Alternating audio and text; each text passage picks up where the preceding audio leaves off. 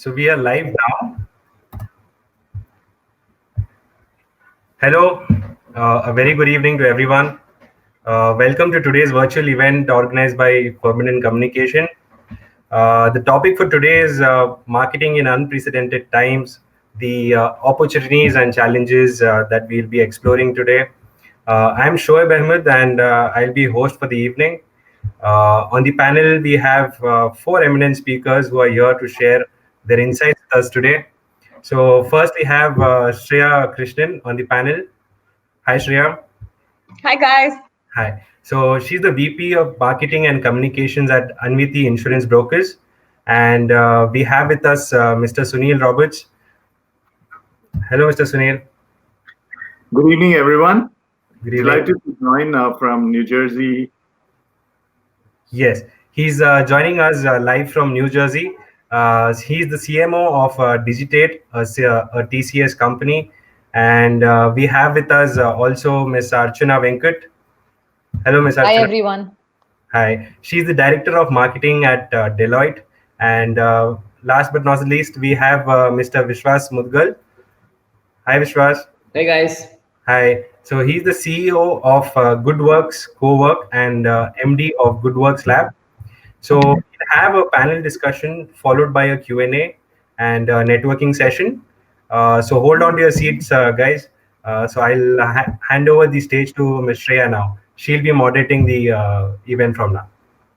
Hi, guys. Good evening and welcome to everybody, especially my phenomenal set of panelists who come from very diverse backgrounds. So I'm looking forward to this conversation with them. Firstly, thank you for giving us your Good Friday evening. I think an hour which we hope you'll spend learning and understanding new things. I'm looking forward to it as well. So happy Easter in advance to everybody. Without further ado, let me jump right in. And I'm going to go around the table and quickly ask my fellow panelists. These are really interesting times. I think the VUCA world, as the term was coined, has never been more real than it is now. So tell us a little bit about the impact that the pandemic has had on business and hence on marketing in each of your functions. Yes, we're all working from home. Yes, dynamics have changed, but business has to go on as usual. Economy needs to pick up. So where are we? What does it look like? Tell us a little bit, each of you, from your background. We'll start with Archana. Okay. I think a lot is already being spoken from a business standpoint in terms of where are we going to be 30 days, 60 days, 90 days from now. A whole bunch of organizations have come up with models to showcase this precise sense of predictability as to how harsh is it going to be.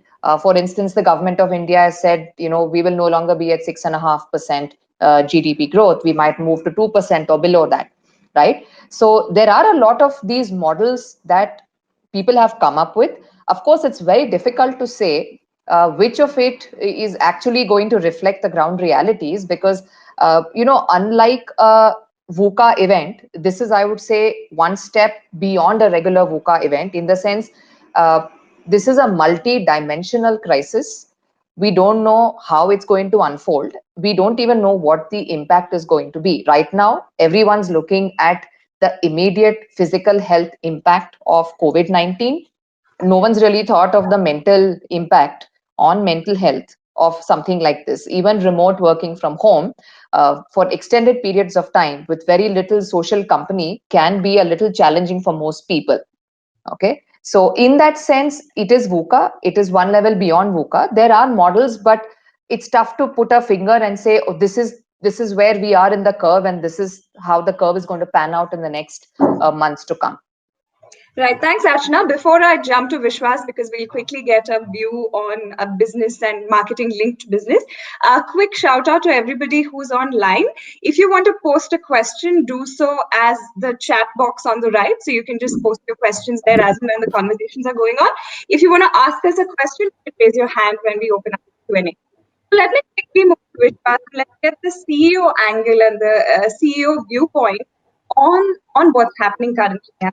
Marketing and business. Yeah, so if you look at what's going on right now, it's been fairly unprecedented and something that's caught us like totally off guard. Never really imagined that in my lifetime I would see something like this. And you know how it is, like Hollywood movie coming true, to be honest. And we were completely unprepared for this. I run a group of companies, it's called GoodWorks. So I have like a co-working company. We are one of the fastest growing in India right now. And we also have a technology company. It's called GoodWork Labs. So, both these businesses have been hit so hard. And all of a sudden, so basically what has happened is when it comes to all the businesses right now, the consumption is totally cut. It's like the whole world has shut shop. And if it was just a matter of 3 weeks, I think people would have reacted in a very different way. They would have told, okay, so they wouldn't have panicked right now. But because they don't have any clarity of what's going to happen next 3 months, 6 months, most of the businesses have decided to conserve the cash, cut all their capex. They have started giving notices to the vendors. They have started saying that, okay, most of the customers for co-working, for example, everybody is basically sending us notices, or they're asking us to waive off the rent. But of course, it's very challenging because we co-working companies also have to give rental to the landlords, and we have spent a lot of money on capex, and we need to pay the EMIs to the banks, and banks are not giving us any waivers. And of course, how the government is, they're just trying to cut the pandemic, but absolutely no stimulus to the business at this point in time, no help whatsoever.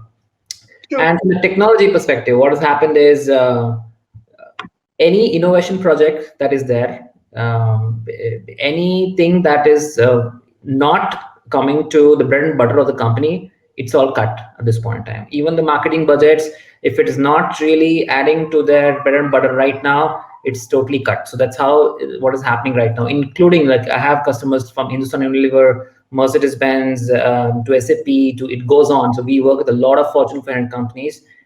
All of them have reacted like, I never thought they could be so fragile. It's like that. 3 weeks into this, and they're like literally, they got like stop or everything that they have done till now. I mean, like, the effort of like the last 2-3 years is just gone. So that is what is going on at this point in time, both from technology or real estate or even marketing perspective. So everything like stands still. So people don't know what they're trying to do. Worse, they're reacting. It's come to the people's jobs at this point in time, like millions of jobs, especially even in India at this point in time. A lot of jobs are at stake on 15th of April. So that's where we are right now. Okay, so moving and switching gears to Sunil, who's joining us from the US. Sunil, you're in burn country right now. There's so much going on there as well, and then of course, Digitate being a TCS company, you also have the link back into India. So, what do you feel are the dynamics? What is changing? What is shifting? Tell us a little bit. Yes, I totally agree with what Vishwas said. This is one of those events that one hears about from their historical sources, like great-grandfathers told us these stories, and you would want to just that be those stories. You don't want to be living in those stories. So, in that sense, it's we've seen crises in the past, global crises like SARS. When a tsunami hits, these are the Archana mentioned, these are incidents that affected a particular geography, and then the rest of the world kind of gave it the counterbalance and the stability. But this is one of those phenomenal sort of unprecedented times, all of us around the world with no coping or no backups whatsoever. And so that to me was the thing that struck me most. But what it really showed us is how fragile as we are as a planet. I mean, we went into this quest of relentless success, relentless pursuit of growth at all costs and stuff. And it had ecological impact, it had psychological impact on the psyche of individuals. Societies have completely become very urbanized, and which had impact on families and stuff like that. So in that sense, this is a crisis that will define our entire future, actually, collective future, individual futures, individuals as professionals. So to me, that was the first striking element of this. The second element that struck me was we are all ultimately human beings. Even if I work big corporation, even if you are running a big corporation or a mid-sized business, whatsoever, ultimately what drives us as fundamentally is that we are human beings. The fear element that struck all of us, right? First of life, right? I mean, I'm in the hot spot in New Jersey, and till recently, till a week ago, it was headline, watching it on TV, getting it on WhatsApp. Just 2 days ago, my wife was on a call with her. She's a high school teacher, and 3 of her colleagues died. I mean, it can't get any personal than that, where you know people with a name, with a family, with a personal interaction, with a history, they are no longer there. And so the loss is personal now. So the crisis has really come to our doorstep. So in that sense, fear is real. And not only fear of life, fear of our futures, right? I mean, our anxiety is what happens to me as an individual? Do our jobs stay the same? Do our careers stay the same? What happens to the children who are in schools? What happens to their futures? And so we come down to the bare minimum human element now. And as marketers, we need to just understand even our customers, even our other stakeholders in the business ecosystem are dealing with those fears. And therefore, our responses have to be sensitive around and calibrated around those emotions, those dominant emotions. Absolutely agree with you. I don't think there has ever been a world event that has unified the world in some form, in terms of anticipation, in terms of weight, in terms of everything like this has. I read somewhere that what if humans are the virus and corona is the cure?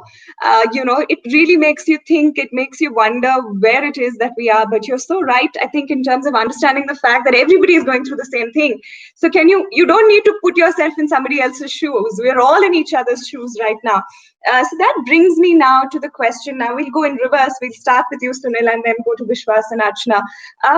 The impact that this is going to have and the change that this has caused is going to have all of us adapt. I think the BCP teams are now faced with the biggest challenge, because how do you continue to function normally in these kind of situations? So how do you adapt to this change? So that's the question that I have for you, for all of you actually. How do you adapt, and how do you scale through this?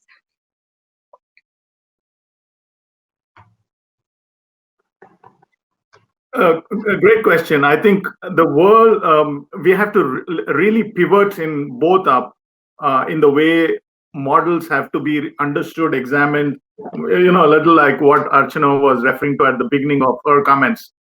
For example, our customers' businesses are going to be dramatically impacted. I think we just lost him. So I'm going to then switch to Vishwas, and let's just quickly have you share your thoughts on how do we adapt to the change while we wait for him to join us back. Sure. Okay. So adapting. Okay. Yeah. Sunil's back. As marketers, we are used to doing a lot of real-time events and so on, and getting people together in a room and having this face-to-face conversations. Some of those metrics will have to be re-examined in the light of what happened. I mean, if we spend about 6 months and still have some bit of moderate success, ultimately trying to get through to our audience using alternative mechanisms like digital marketing, like virtual events such as these, and these things take off, then those models need to be quickly embraced, measured, and then institutionalized and made a part of our real-time. Ultimately, the whole notion of marketing will not go away, because people, if we make it through this and I hope, I'm an eternal optimist, and we will come through this, we will certainly make it and fight another day at the marketplace. But what I believe is we really need to re-examine our models of communication, our models of engagement in the way we engage with our stakeholders. So commerce exists, it'll exist in a new form. For example, when retail businesses are imposing limits as to how many people can enter. Like, let me give you a New Jersey example. Till recently, 50 people used to be allowed to go in a particular store, a big a Walmart or a Costco or any of these stores. Now they made it even lesser. At any point of time, 10 people should go in, and social distancing continues to do that. This pressure on retail will somehow surface in online, for example, right? So people still will have to order, and it'll put immense pressure on online businesses. But at the same time, that seems to be a safer way where you can have delivery trucks at least coming and dropping at your doorstep those things. So as long as that supply chain keeps readapting and rethink, even our professional marketing orientation has to change, and therefore as professionals we also have to change. And communicators, particularly, our styles of communication has to change in these tough times. We can no longer be just worried about, can I just make more noise than my competitors? Or, I always believe crises don't make an individual, they merely showcase them, they merely expose them.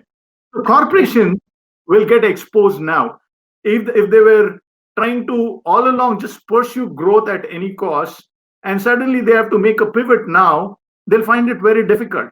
But all along, if they were very conscious and conscientious corporations with a clear set of values that were driving them, now for them it'll become easy, because all along they were very concerned about the customer, and now that do good aspect needs to just come out a little more to the fore. And so the brands, our relationships to brands is actually examined at this point of time. Do we support brands for the functional part, or do we support brands and fall in love with those brands for what they reflect at the soul of that corporation? So we could go on at length, and I'll pause here, but I think fundamentally we all have to make a shift in marketing, and that is communicating who we are at the soul of the corporation. Who we are as marketers will get exposed. Yeah, so going on in that direction and angle of value system based marketing and what our values are, Vishwas, tell us a little bit about what this process has done for you guys and the way you are looking to adapt to the change from both a business and a marketing point of view. Yeah, so basically, if you look at what basically has happened, and it's going to be like a trend for all of us, not only for me at this point in time, are going to be two fundamental shifts. One, it's going to be social distancing. That is going to be a norm.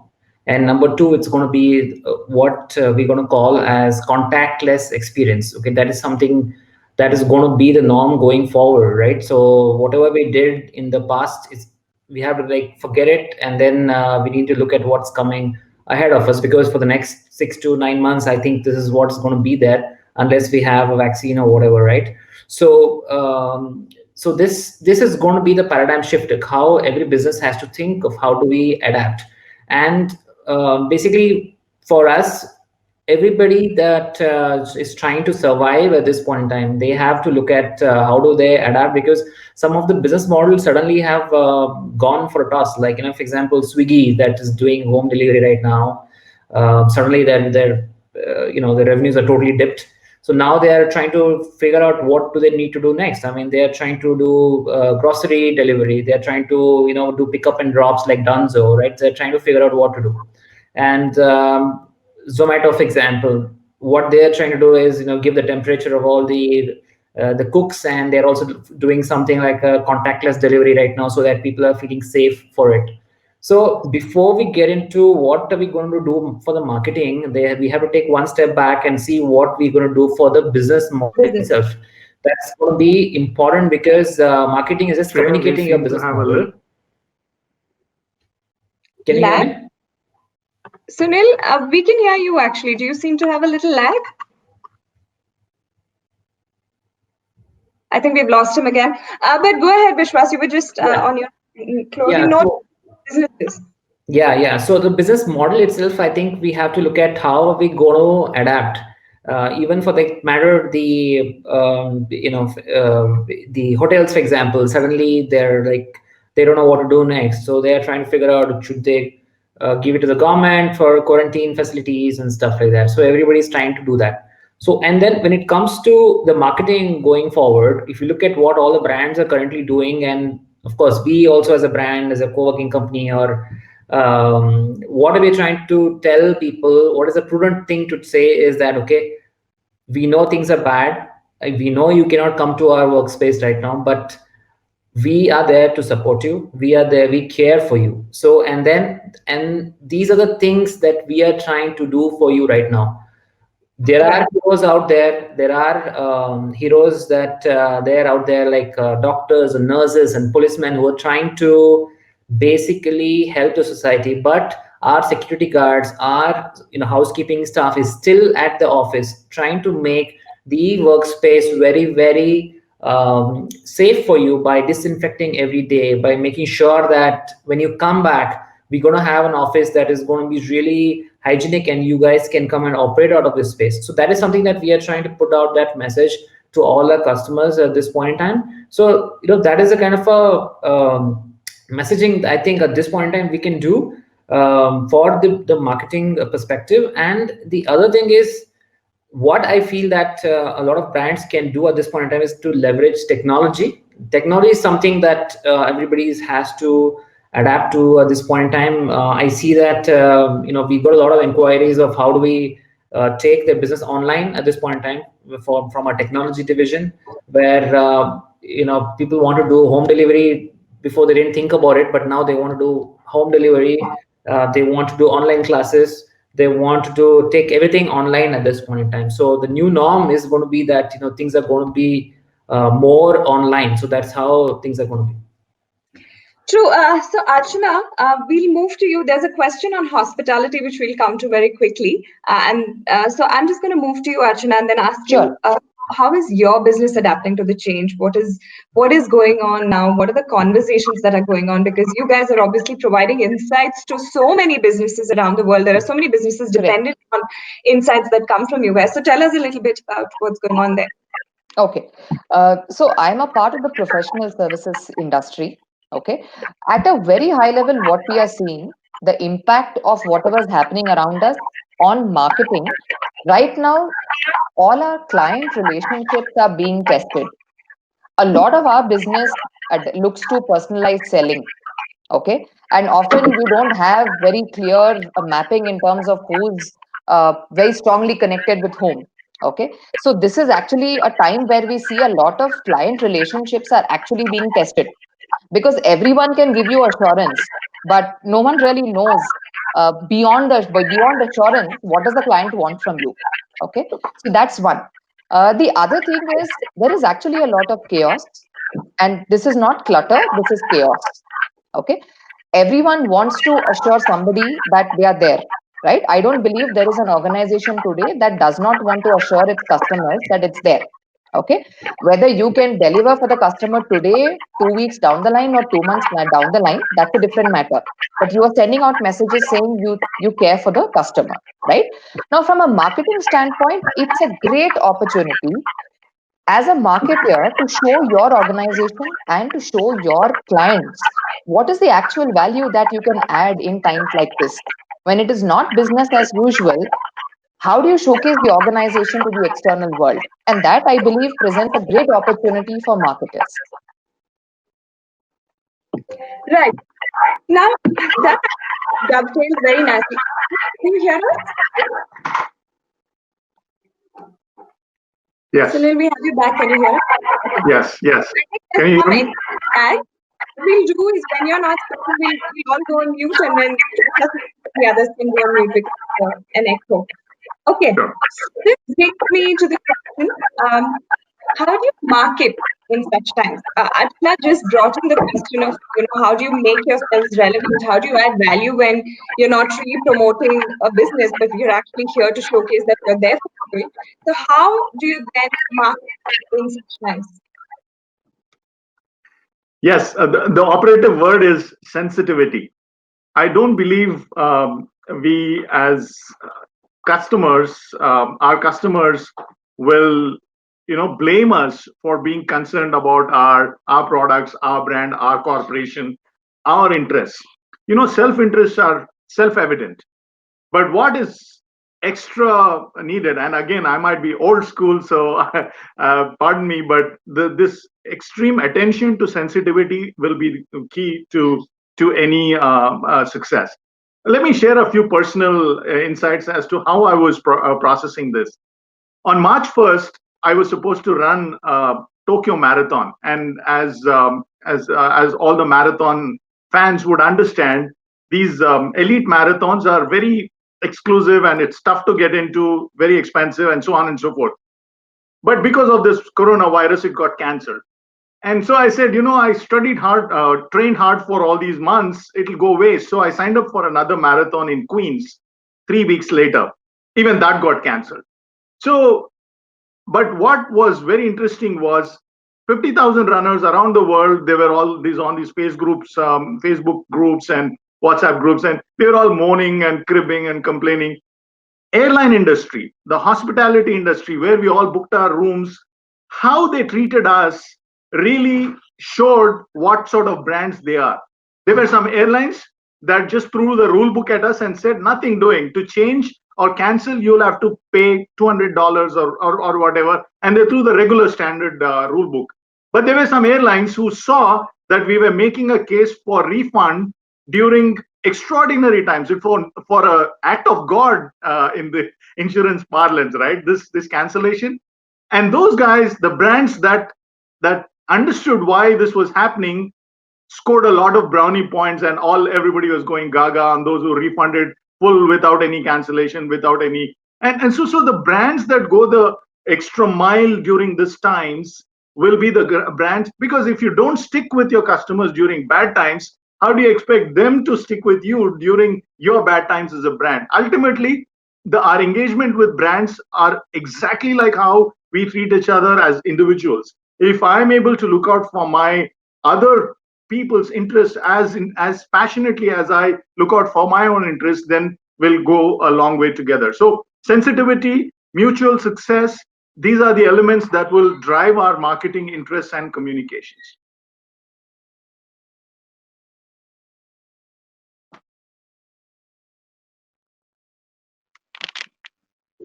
Shreya, I think you're on mute. Yes. So I was saying we're all probably looking to interact with brands with a soul. So on that note, Vishwas, coming to you and asking you about how do you said, you've had instances of brands reaching out to you, Fortune 500 companies that are fragile reaching out to you. So you're having conversations already. Tell us, how is it going? How are the conversations going? What is the communication like in this context? You're on mute. Okay, so from the perspective of all the brands, all the customers that we are in touch with, it's very clear right now. The offline or the budget that was there out there that the brands are spending, I think all that has been diverted to digital at this point in time, right? So marketing is going to go digital at this point in time because that's where the customers are going to be. And even from that perspective, I think social media is going to be the key at this point in time, because most of the people are glued to your Instagram, Facebook, Twitter, LinkedIn as well. So that's where all the spends are going to go, especially I think starting the end of April and stuff. Once people are able to understand how they're trying to deal with their brands at this point in time, that's where the dramatic shift is going to be from the brand's perspective. And the other thing is, what I understand is that there are a few things that brands are trying to focus at this point in time. They're saying, okay, especially even us at this point in time. So what is that we can do in this interim period right now, this lull that is there? What are we going to do? One is, okay, from a digital marketing perspective, let's strengthen our position in the market. How do we do that? I mean, a lot of people who are watching this at this point in time must be having their own companies, own brands, own startups.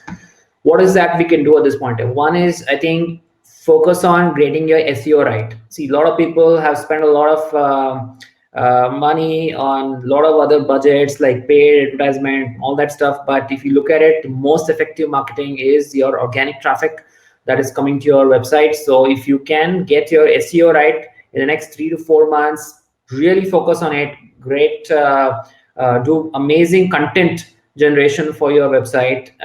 Also make sure that you're disseminating it to the right kind of audience over the social media channels. That is going to be very key at this point in time. Maybe you should also look at figuring out a tech aspect for your business, how you want to deliver that stuff to your consumers. Okay, figure out a way to do that. may not be very easy for many people out there, but for example, for co-working companies, what are we trying to do at this point? And so we're trying to say, okay, hey, all the customers out there, we tied up with Amazon just like 2 weeks back, and then we sent to all our customers. We said, okay, all our customers, you can get about $2,000 of Amazon AWS vouchers free, so that your business can go online with cloud. So that is a benefit that we are providing you, even though you don't come to our office. So that is a kind of a benefit we are adding. So that is a marketing that we are not achieving anything with that. We're not making any money, but our customers are getting benefited, and we are making sure that even though they don't come to office, they're going ahead with their business. So bringing in the tech aspect and communicating track through your marketing, it's going to be very, very critical. And this is also a time when it might sound very harsh, but as a company, you need to figure out who are your what do I say? Who are the good people in the company? Who are people who are cutting some major slack? Who are the people who have not been pulling up their weight, who have not been adding value? So I think this is the right time to purge the system, let go of people who are not performing, because you cannot carry dead weight at this point in time. No matter how difficult it is, you will not be able to carry dead weight for the next 6 months, and 6 months is all any company has, including the biggest of the companies at this point in time. That's the cash reserve, and most of the companies have. So and then at the same time, you can also recruit amazing people at this point in time, because the market is going to be flooded with amazing talent. So you can look at bringing in some very key people to the board at maybe a very good salary as well, so that you guys are able to manage it. So that when things come back online, and trust me, things are going to come back with vengeance. By Jan 2021, business is going to be back like nobody's business. It's going to be like that. So we need to be prepared at that point in time with the right kind of a marketing, right kind of a content, right kind of technology team, right kind of business model, so that you're able to absorb that and grow like triple X. So basically that's how you're going to do, right? 4X, 5X. So that's how you're going to grow. So those are the few things that your business has to do at this point in time. Apart from just communicating, you just need to figure out how your business can use this disadvantage as whatever it is right now, calamity that has fallen upon us, but use it to your best way possible to come back. And my sincere advice to everybody is to conserve cash. And perhaps one of the customers that came and told us is one clear mandate that came in one of the customers, the Fortune 500 companies, was that we are not going to experiment too much at this point in time. It's not like, okay, we're going to put the budgets on hold for a lot of innovation projects, but at the same time, we're not going to be guessing of what is going to work, and we're not going to burn our cash. So we're going to wait and watch, and then we're going to survive. At this point in time, it's more of survival. And then after like 3, 4, 5 months, I think we need to reevaluate how things, the markets are opening up, and then we spring back up. We're not able to hear you, Shreya.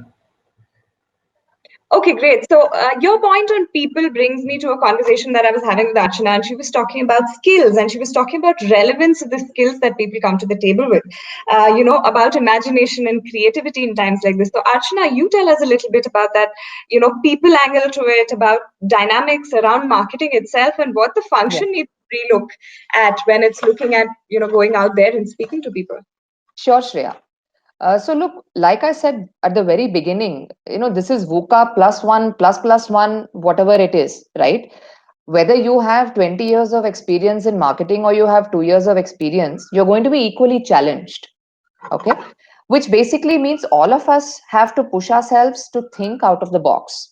Okay. And by that, I'm not talking about how do you refine a message alone from a marketing standpoint, or what channels do I need to communicate. It's not just that. It's fundamentally the ability to see where your business can be tomorrow. Will it even have the same shape and form as you see it today, or you don't? So the power of imagination, I believe a marketer's biggest ability is the ability to imagine when others are still very caught on with the operational aspects. Okay. So the power to imagine, the power to think out of the box, and therefore figure out how to communicate that idea will become very crucial. Okay. And I see a question, on how do you make yourself relevant when your core job is this? I think one of the biggest changes that we will see in 6 months from now is we will see a lot more people who do not define ourselves anymore in terms of I do ATL, I do BTL, I do events, I do this, I do that. At the end of the day, what is the value you're adding for the customer? And therefore, what is the value you're adding to your business? That is how I think we marketers have to reevaluate ourselves and see where are those gaps. Today, what understanding of the customer do you essentially have? Is it just the customer sentiment that your current role gives you the opportunity to understand? Or is it the entire customer purchase pattern and purchase behavior? If so, what can you as a marketer actually influence? That I believe is how the marketing role and the marketing profession will evolve in the days to come. There have been many models in the past that says, there's a T model for your, let's say, your capabilities, right?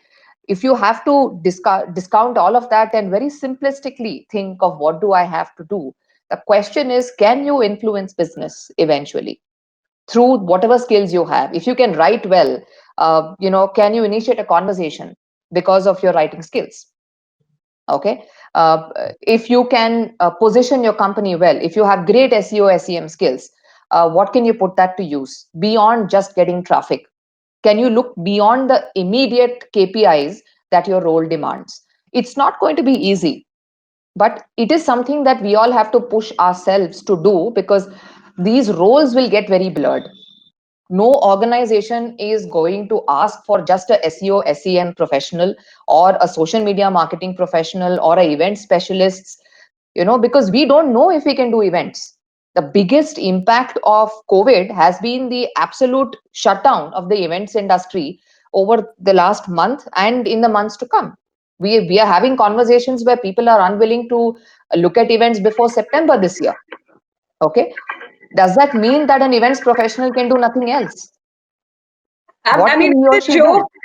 As a joke, even weddings in India have stopped. And there was a joke going Absolutely. around saying, Marwadis are imagining, court weddings. So, Kotna, your job is done. You can leave now.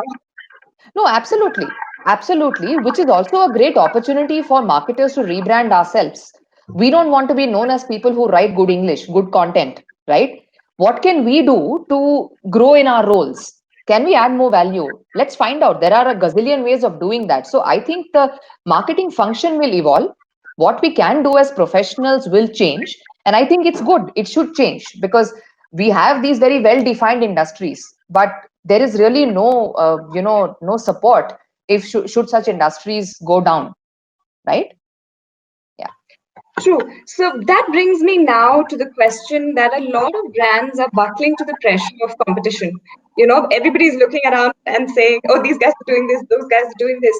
So my question now is, how do you cut through the clutter and how do you not be a me too? How do you do that? Because you spoke about creativity and imagination. A lot of times I think we get buckled and shackled by our own competition, because we are limited by looking at just how do you then step past that and get past that? Okay, it is not a bad thing to be a me too. Okay. Sometimes you need to be there for your customer, whether you have a value proposition ready or no, right? This is what a lot of brands have done in the last 15 to 30 days, where they've just reached out and told their customers that, look, I'm there for you. Does it make a difference? Yes. Because if you were to look back, this is the starting point of your customer journey map. Okay.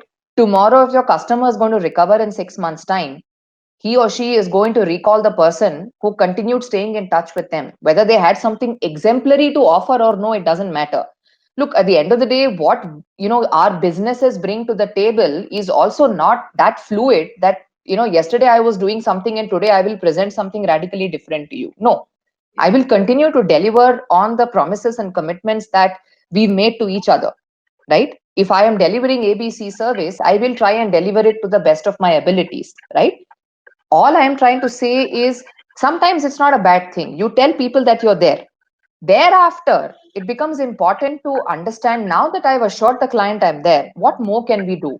Can we do something differently? What do we stand for as a brand? If there are 4 people in the competition set delivering the exact same thing that we deliver, where do we stand out? And this is where those client relationships come into play. Why do people hire us? Do they hire us because we are the cheapest? Do they hire us because we go above and beyond what is expected? Do they hire us for quality? Do they hire us because of the deeper purpose that we as a business carry, irrespective of the immediate outcome on those jobs? Okay. That Yeah. is eventually what will determine, and your creativity, your messaging has to somewhere be reflective of that. And this is also what Sunil was talking about early on, that you can't suddenly become a let's say socially conscious brand being very cutthroat. Yeah. That will become a me too.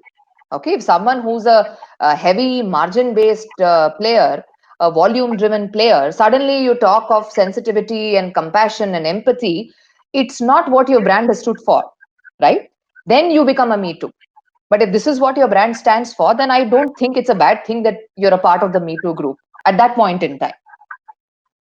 Okay. So, Sunil, I'll come to you on the same question on similar lines, but from your point of view, how do you then cut through the clutter? Archana had some really interesting points, purpose, and looking at the alignment to brand, and we've been talking about brands with souls. Tell us a little bit about what can be done. This is a great time for companies to get the big leaders and the big guns in front of the customers directly. Often our leaders are so busy running the company, they are chasing all these strategic objectives. I mean, this is a great time for them to start doing some unusual things. What do I mean by that?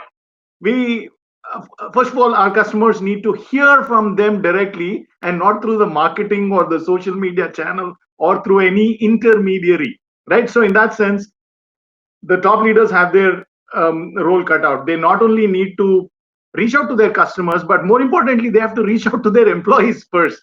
I mean, like I said, there is a pandemic, make no doubt about it.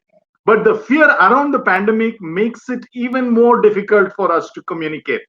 So when you're communicating in this context of fear and anxiety and panic, it's important for the voices that matter to be heard louder than when they would do business as usual, right? For example, if emails are good enough, then they need to get those emails out.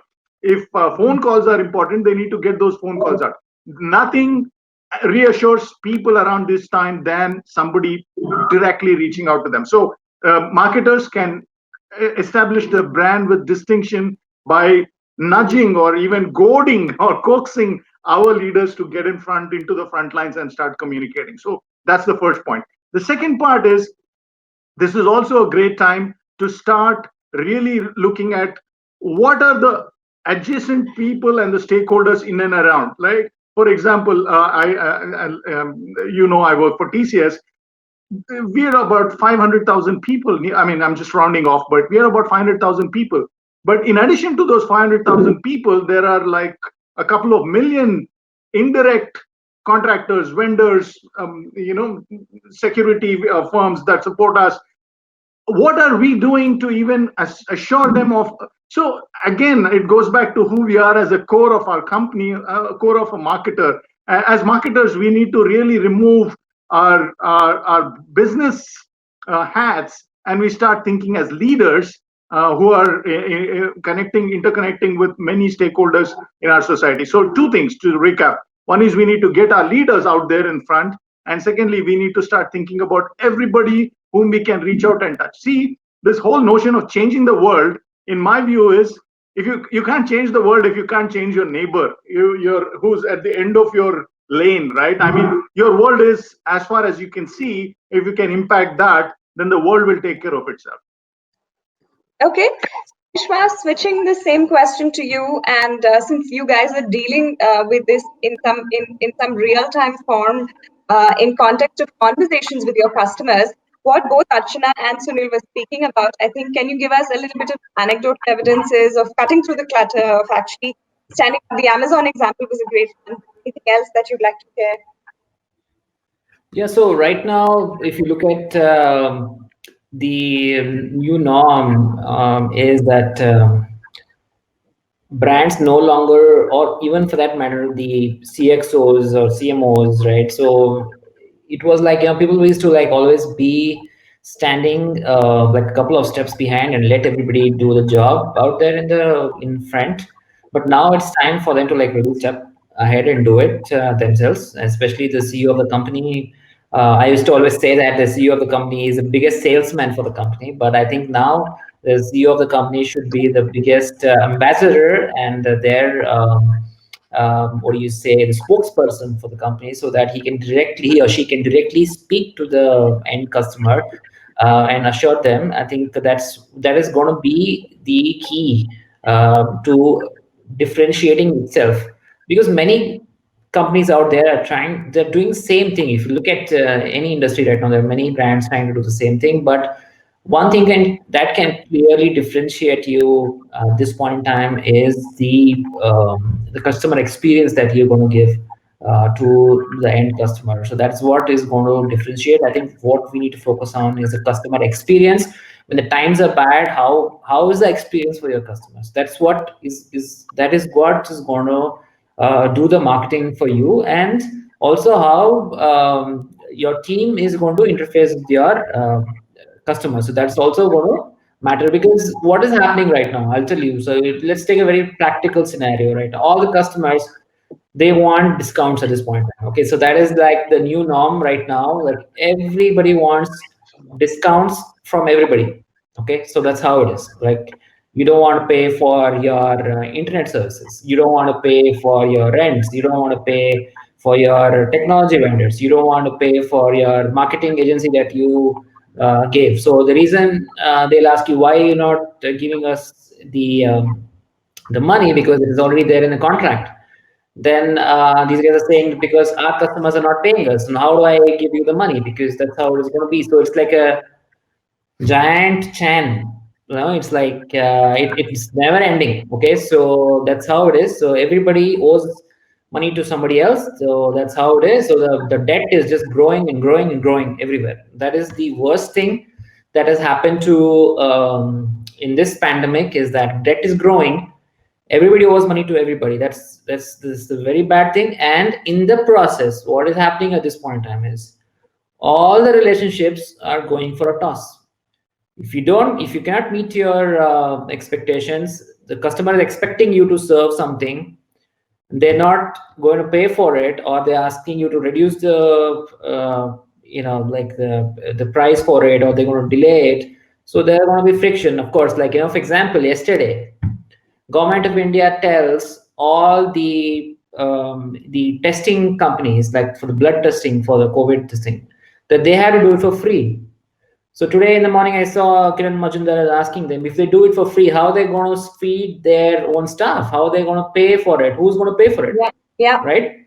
So the government is paying for it. So how do we do this? So now the situation is the same for everybody in the market, no matter how small or big you are. All companies are facing the same thing. So now I think what we can do to the best of the ability is that we try to maximize the customer experience for our customers, and reach out to them, say that, okay, we understand that this is what is going on, and this is what we can do for you. We can do an installment based thing, or you can pay us later, or you're getting this additional benefits at this point in time.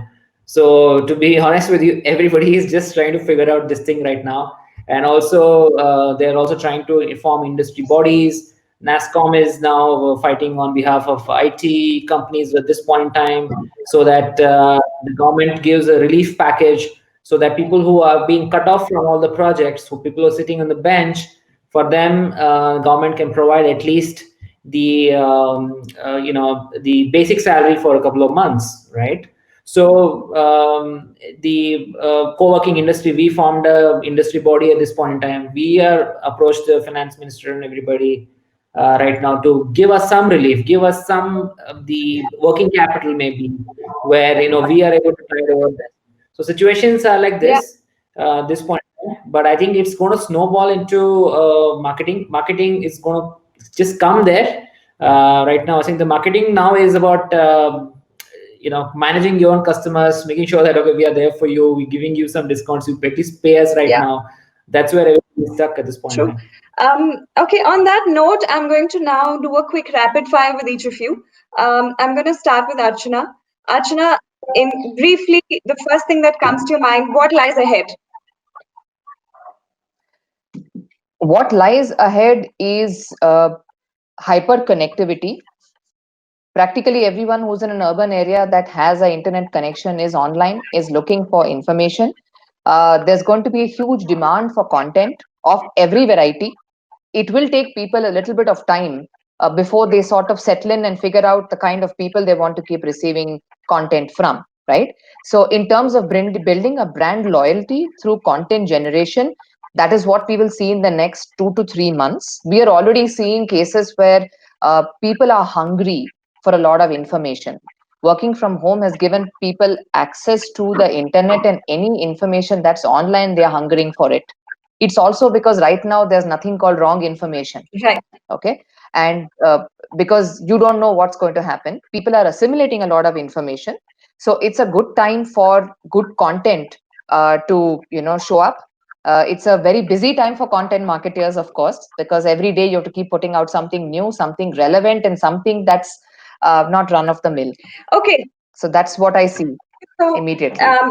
Now that we've done one big question of the rapid fire, now I'm going to ask you to do word associations. I'm going to tell you a word, and you have to tell me the first word that comes to your mind.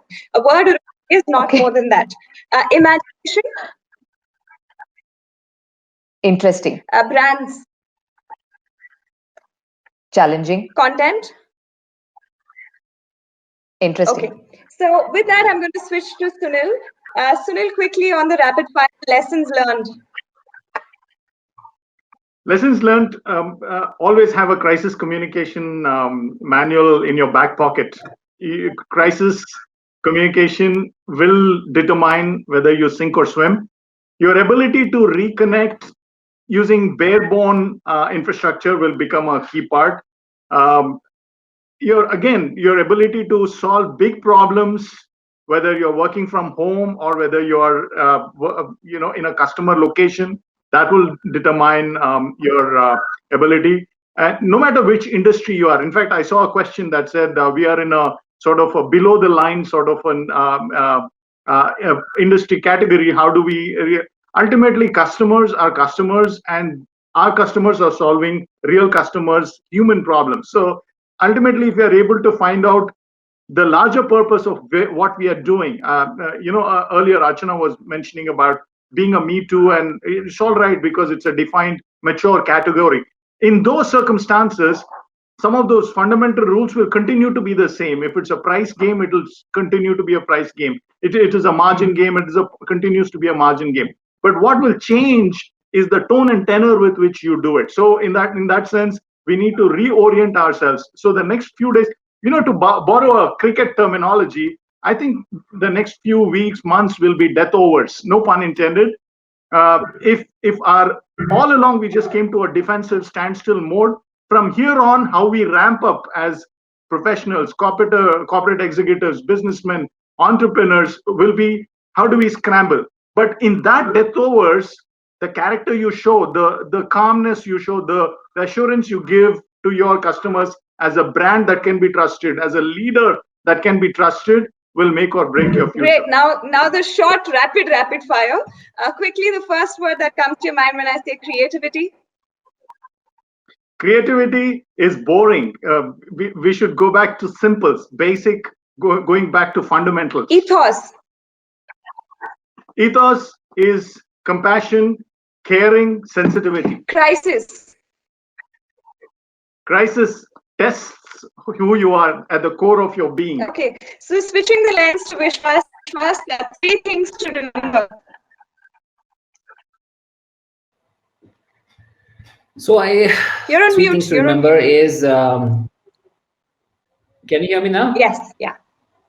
3 things to remember quickly. Okay. Yeah, so 3 things is, number one is basically that be customer centric. That is very critical for all our to the whole world. Okay, customer centric being is very critical. Employee centric is even more critical. That we got to look after our employees. That is something that is very very important right now. And then number 3 is, I think, always have a plan B, because I believe that if your business is running just on one strategy or one revenue stream or whatever, it's going to be extremely fragile. So always have like a few contingency plans for yourself. So that is something that's very awesome. critical. Now, the 3 words, single word associations. The first word that comes to your mind when I say technology. Technology is innovation. So technology is the cutting edge of innovation. So that's what it is. If you want to innovate, you use technology. Okay, business. Business always is difficult, challenging at this point in time. Change. Change is a new norm right now. So we got to forget what we learned and then unlearn whatever it is, and then now reboot the whole system. Okay, great. So that's the end of the rapid fire, and that's the end of my questions. So now I'm going to open up the floor. There are 4 people who raised their hands, but before that, I think we have a few questions. I think the starting question was, how do we approach hospitality businesses? Does anybody want to take that? I could pitch in a little bit and then hand it over to you. So right now, I'm on the advisory board of IBNI, which is a resort. It's a small ticket resort. There are only 34 inventories that are available. It's been shut since the 19th of March. They are feeding 106 people 3 meals a day. So that's about 300, and do the math. People who are within the resort, there is absolutely no way to make any revenue. And they're basically now trying to look at business and reach out to people and say, listen, book for the future. If you're not booking for now, we'll give you an open window. We don't know when this is going to get better, but at least if you book and if you plan your travel early on now, when you have the time, we will be able to save jobs. They're also doing a series of conversations with their regulars who come back saying, we'll give you again an open window. So from a hospitality point of view, I think while the issue and the situation, like a lot of these guys said, is so critical that you need to have people who can multi-skill, and job roles are no more going to be grossly defined in direct terms, but it's going to be what you can do and how much you can pitch in. With that, I'm going to open it up to Archana, Sunil, Vishwas. Anybody wants to add on what hospitality can do right now from a context of marketing?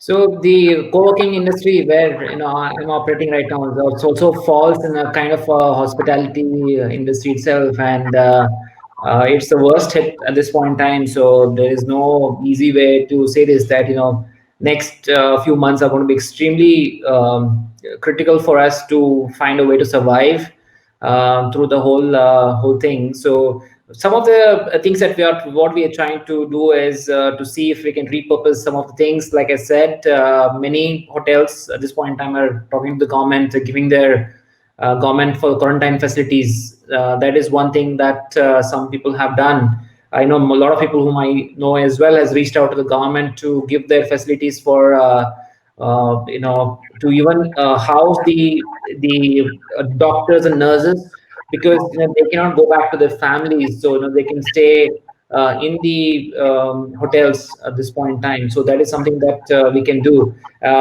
Also, what we have done is for co-working, for example, I reached out to all the banks, and then we've told them, okay, you want to run something critical right now, you can come and run from our space right now. And for example, South Indian Bank is operating out of our space. They're running all the technology related backend operations. So many of the critical things that are running at this point in time. So we're trying to reach out to them to tell them, okay, we are there here for you to run these things. So not many things that we can do at this point in time, but one thing you can do is cut down, of course, your expenses. What you can do, reaching out to, like I said, we reached out to all the internet service providers, asked them to reduce the bandwidth at this point in time so that we can save the money there. So everywhere we're trying to reduce the cost. So I think reduction in cost is going to be the key now. And number 2 is figuring out another revenue source these two are both are going to be key. Yeah. So the next question also was to you, Vishwas, but I think we've somewhat answered it. How do you promote business online? I think a lot of us have answered that question. So moving to the next one, how can digital marketing help in hardcore engineering products? With social distancing being the norm in the near future, how can we handle this?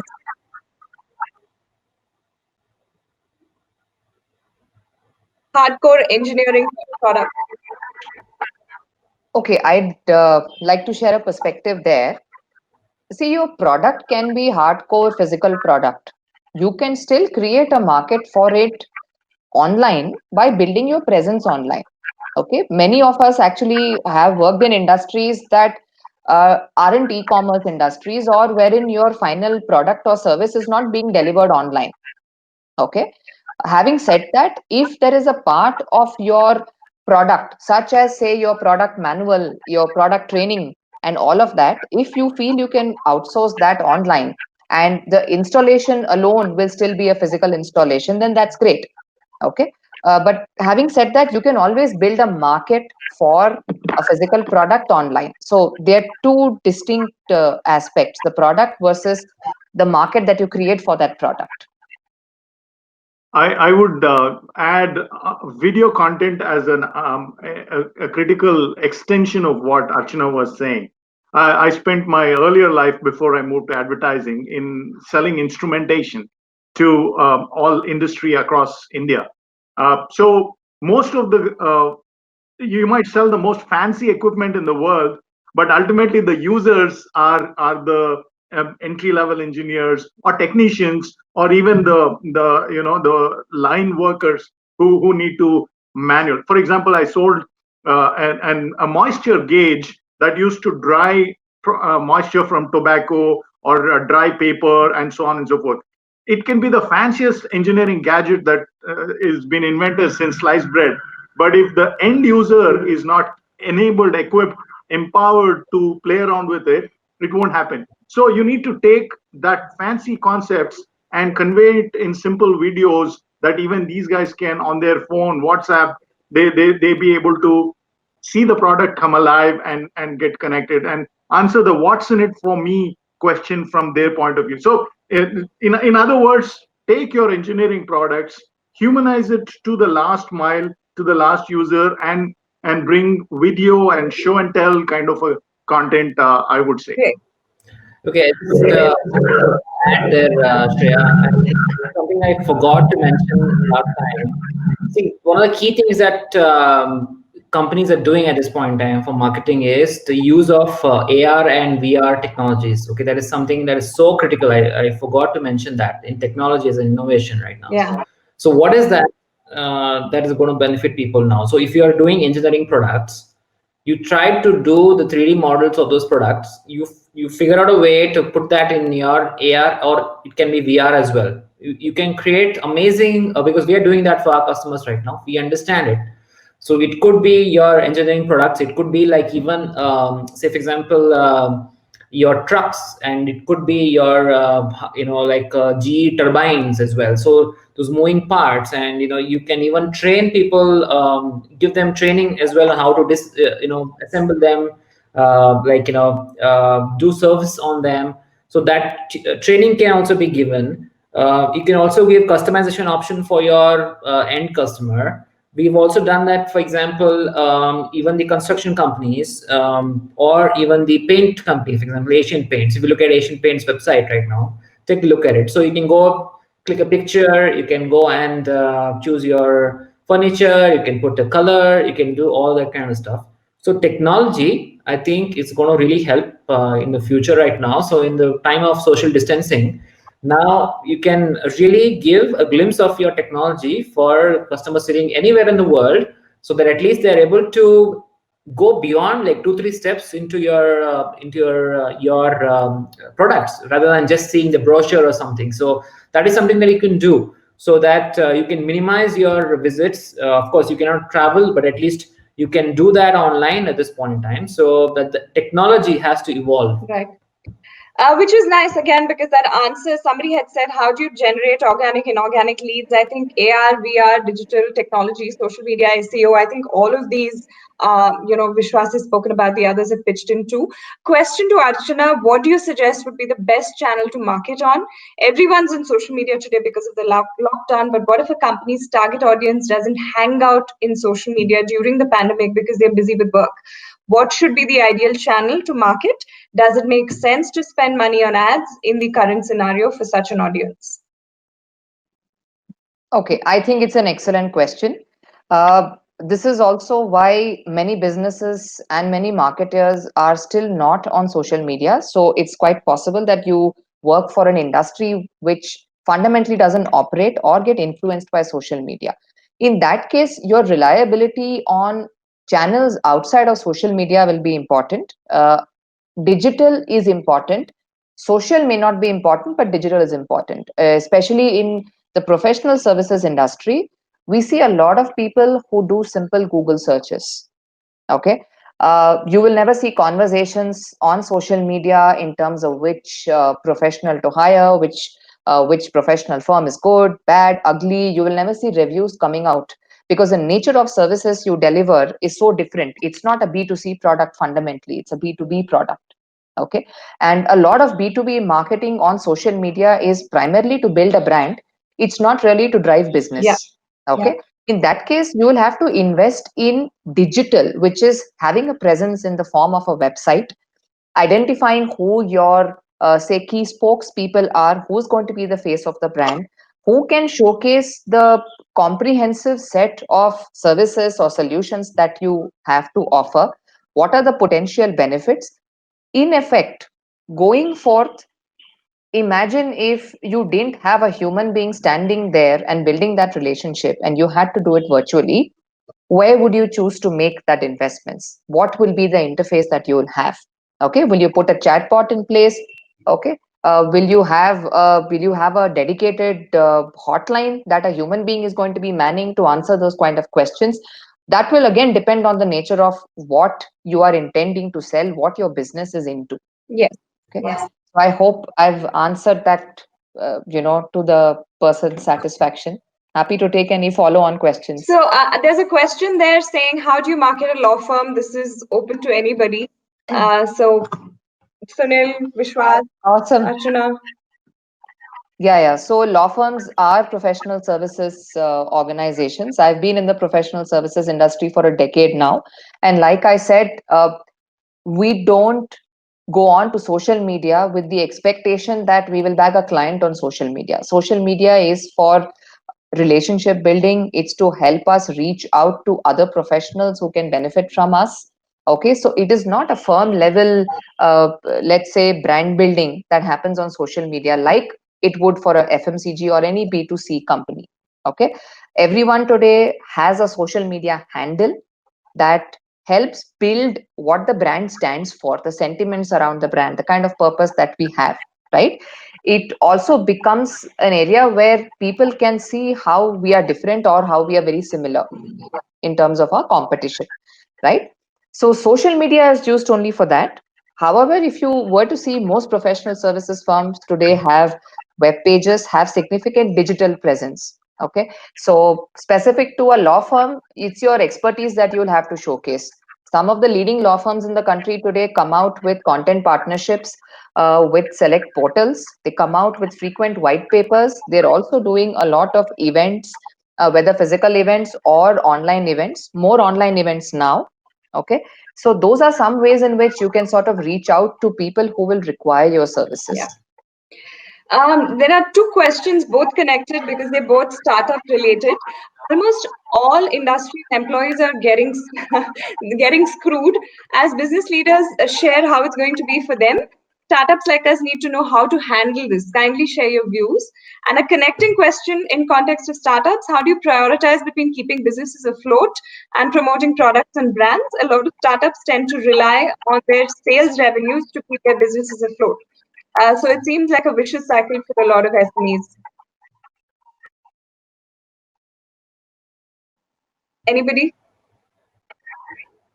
Yeah, I can totally answer that. I've been into the startup space for quite some time now, and I know the pains because I've been, of course, I've been bootstrapped through and through, and we built one of the most successful bootstrap companies in India at this point in time. And one of the key things is going to be your cash reserve.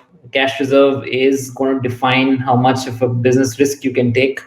That's going to define what you can do as a pivot. So as a culture in my organization, so what we have done is every year we do like one or two pivots. That is, you experiment and then you see whether what works or not, and then some fail, some succeed, and then you take it forward.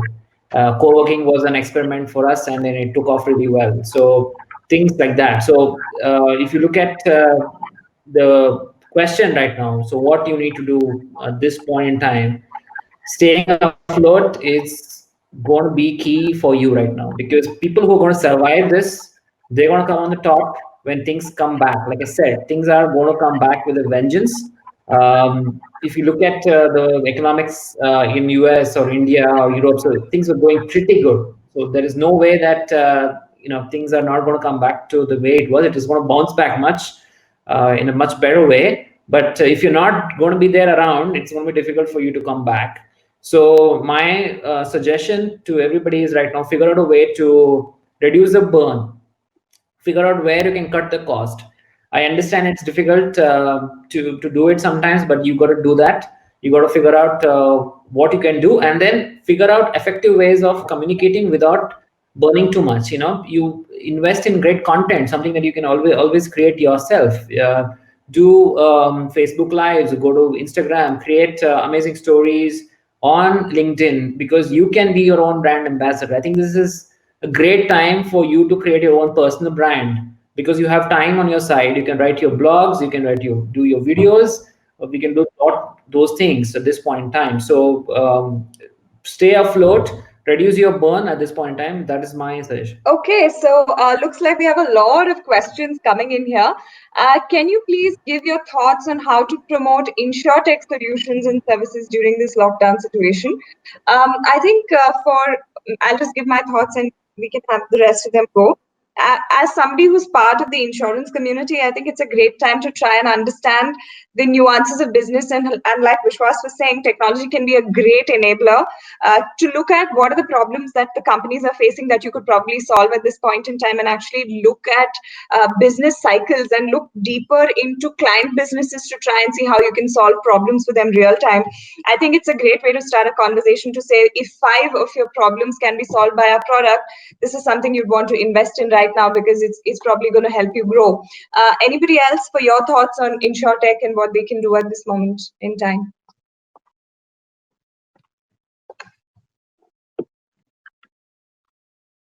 Yes. Whether it's insurtech or any other technology, this is a great time to actually ramp up on innovation and transformations of the company itself. See, often we are so busy solving customer problems, we don't often invest in our own infrastructure, people, in personal learning, and so on and so forth. So this is a great time actually to sharpen the saw, as Stephen Covey says, of our effectiveness and our efficiencies. So this is a great time, specifically to that insurtech.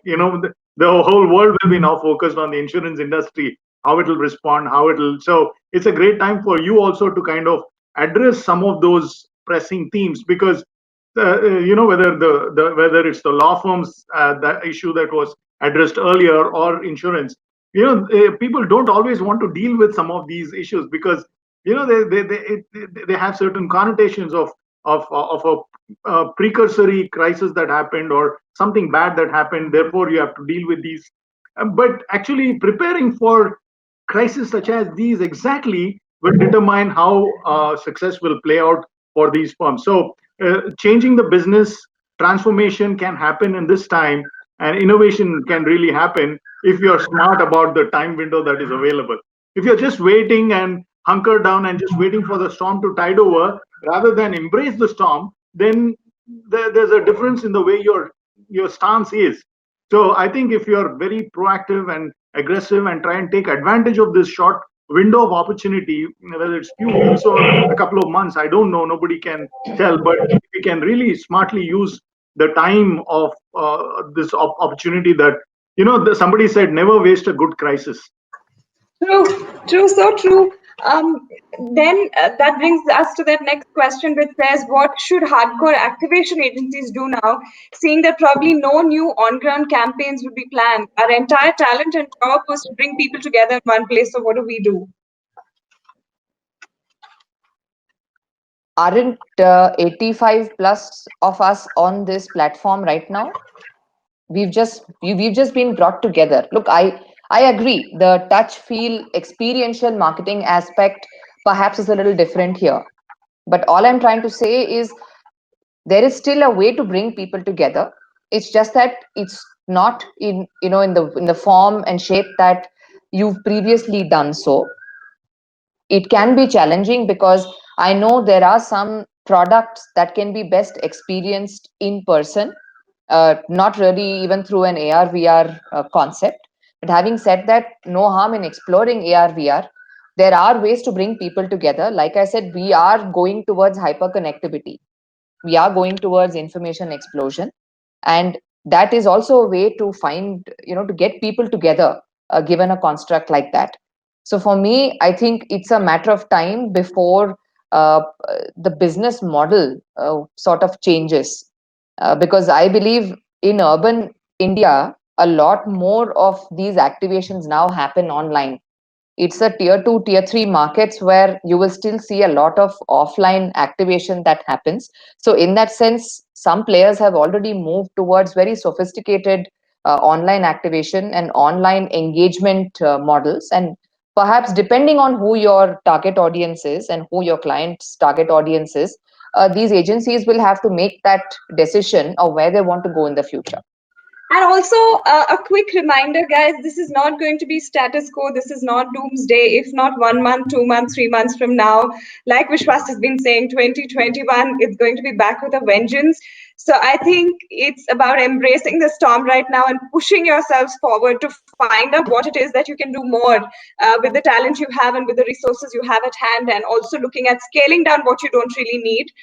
Which brings me to the next question. As cost cutting is the major agenda for any business now, do IT companies hire more freshers than experienced candidates? I think this is more around a talent question.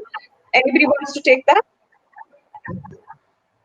Yeah, so because I run an IT company, I'm as well GoodWorks Labs, and then we do a lot of hardcore project work for many of the customers. So to answer your question, it really depends on what kind of project you're trying to do, what kind of technology you're trying to build right now. So if it is a very high critical project, you may want to hire like 1 or 2 really good people and deliver it so that you are able to do that very quickly and you're able to add value to your customer, because at this point in time, many things are very critical. It could be time critical, and you might deliver it with exceptional efficiency, so you can reduce your cost. And hiring freshers right now and training them through the corona crisis could be a little tricky at this point in time. But it really depends on the kind of project that you have. So if you have something that you have a long runway and you know that the projects are going to last for like a year or so, and then you have time to train them and then get the delivery from them, you have enough cash reserve, so there's a great time to hire freshers, train them at lower costs, and then make them like productive and billable. So that's going to be key. So right now the problem in industry is all the IT companies, major customers have cut down their budgets because they don't have the revenue flowing in. When the revenue is not flowing in, the first thing they do is they put the projects on hold, no matter what the contract you might have. So they will figure out a way to get out of it, because when they don't have money, they're going to come out of it. For example, a lot of large companies right now, like including Mindtree and all other companies, they have been working with travel and then retail industries and all of that, and they have this contract for 3 years, 4 years, but all of a sudden people are invoking force majeure clause, that is an act of God to get out of this contract. They're saying that, okay, hey, we cannot pay you right now, So figure out a way to deal with it. So what are you going to do? I mean, you have to figure out a way to deal with this now. There's, it's just happening everywhere at this point in time. So even today in the morning, I saw the interview by NASCOM chief. So that's what even he had mentioned, that this is a huge crisis, and a lot of smaller companies, they're unable to maintain the staff on the bench. So my word of advice is, be very, very cautious of how you're going to spend, where you're going to spend, because in some time things are going to come back. But depending on the cash reserve you have, you please work the strategy around it. I can go on till cows come home, because this conversation is far from even started. We barely scratched the surface on what this holds, what this entails, but I'm being reminded that we are hard up for time. So quickly, let me thank all of you. I have about 4 or 5 pages of notes, which I'll hopefully be able to convert into a blog soon. Thank you so much, panelists. It was wonderful chatting with you. We're not done yet. We're going to quickly move over into the social lounge, because I think there were a few raised hands for questions. So, Shreya, whenever you're ready, we can move into the social lounge. Yes, and lastly, I would like to thank every speaker on panel. Thank you so much for coming and addressing particular issues and challenges, opportunities, and every single thing that you said was very insightful. Hope our audience got the chance to gain a lot of knowledge from your side. And so for the audience, for any more questions that you have for the speakers or panelists, we'll share you a email ID where you can probably send in your questions. And just for the information, one of our hashtags, Connect Virtual, has been trending on Twitter. All thanks to this particular session, and all great. I think for the as of now, we'll probably break this session and go into the social launch, where the audience can interact with each other and network with speakers also. And so Yeah. let's Quickly, let me thank Archana, Vishwas, and Sunil. Guys, what a phenomenal conversation. Would love to keep this going. And thank you, Verbinden, for actually getting us together to have this conversation. I think it's important, it's relevant, and very happy to have been part of it. Thank you. It's absolutely been a pleasure, Shreya. Thank you, Sunil, Shreya, Vishwas, Archana. Thank you so much. Thank you so much. Thank you so much. So we'll move to the social launch. Thank you. Sure. Thanks.